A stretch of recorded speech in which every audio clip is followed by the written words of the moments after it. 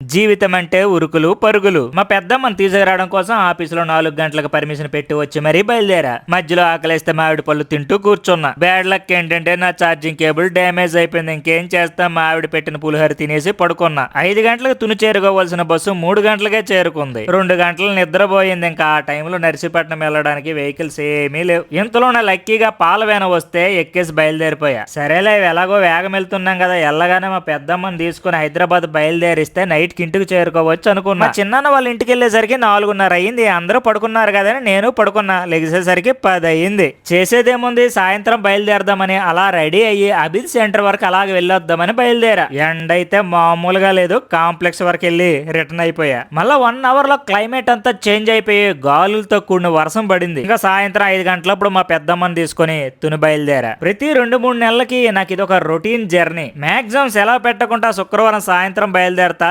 శనివారం సాయంత్రం రిటర్న్ అయిపోతుంటా. ఇదంతా మీకు ఎందుకు చెప్తానని మీరు అనుకోవచ్చు. సరదా జస్ట్ ఫర్ ఫన్.